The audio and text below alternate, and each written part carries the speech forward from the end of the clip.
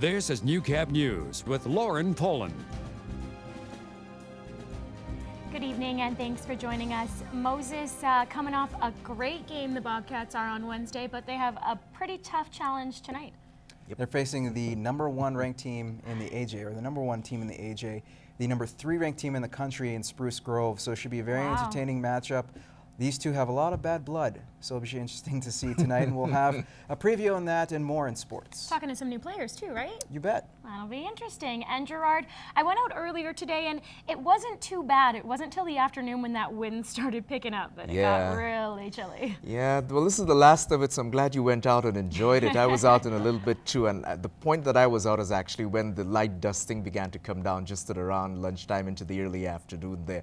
But let's see what we've got here, and the last of it before Old Man Winter does his for real deal, as it were. -1 is where we're sitting. We got to +1 just at about 3 o'clock, so it's cooled off rather quickly in the Battlefords area. +2 at noon today was the high temperature seen. Overcast conditions right across the region and periods of light snow flurries coming down at intervals during the course of it too. Those are the temperatures we're dealing with right now, and we've got precipitation in the forecast across the region later on in the evening and going well right through the weekend, literally. We'll chat a bit more about it in just a little while.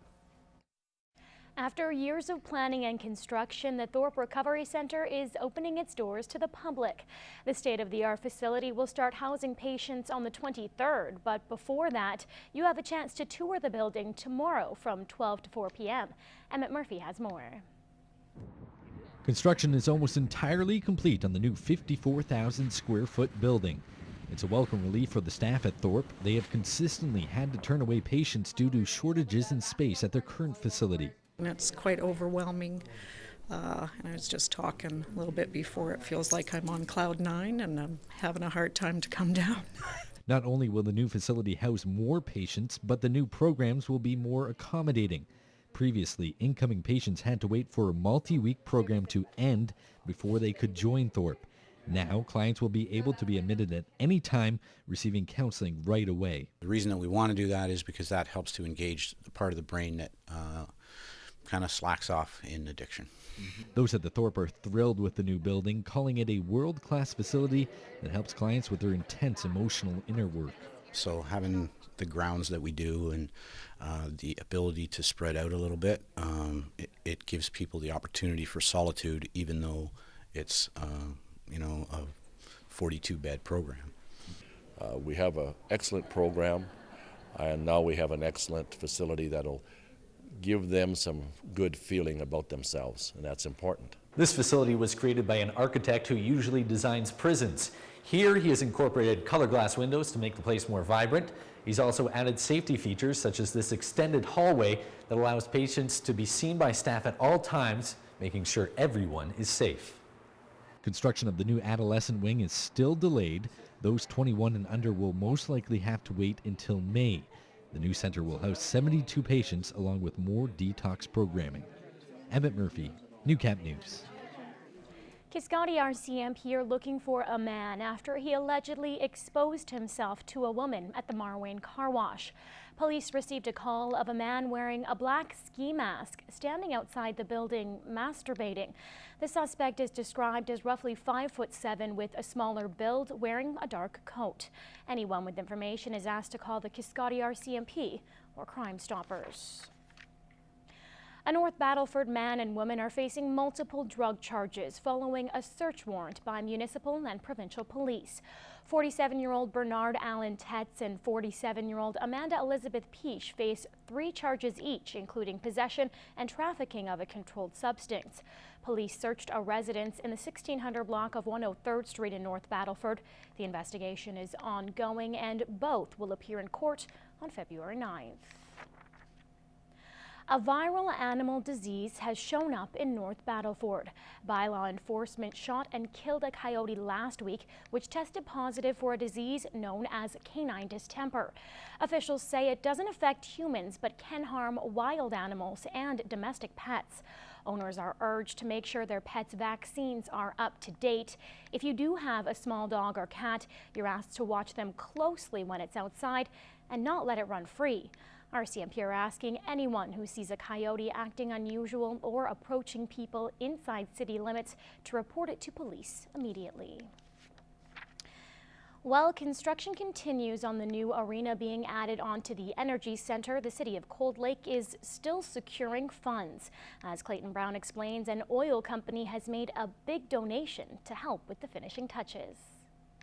The city of Cold Lake is receiving $250,000 to go towards help covering the cost of the new rink. The contribution comes from Canadian Natural, which has already donated the same amount for the first phase of the Energy Center. The city's growing and we see that, and we want to support the needs of the city. And recreation is important to Canadian Natural. It supports the health and well-being of our employees and people in the community. This shows CNRL's commitment to the city of Cold Lake, and when you have a lot of work that's happening in the region and your workers are in the region, and what's becoming a quality of life is one of the most important for where you want to live, work, and play. It's yet to be decided what the first contribution of $125,000 will exactly go towards, but the city has some ideas. We had a number of projects that were still, left unfunded to complete the community event arena. Things like an upgraded score clock and, the Zamboni, some of the bleacher systems and stuff like that. The city has received donations from other companies and businesses on top of the fundraising that's already been done, proving the need for the new facility. We were up over $3.4 million of fundraising. That shows a lot of the private industries and the commercial companies throughout the community, their commitment behind this project and their support for the project. Construction for the 1,500-seat arena is well underway. The concrete is starting to go in, the superstructure is in. We are still anticipating that we're going to be open for this next hockey season, which is the 2012-2013 season. In Cold Lake, Clayton Brown, Newcap News. A superstition that dates back centuries. This is the first Friday the 13th of 2012, leaving some on edge about what the day may have in store. Whether it be walking under ladders or stepping on cracks, some border city residents are treading with caution.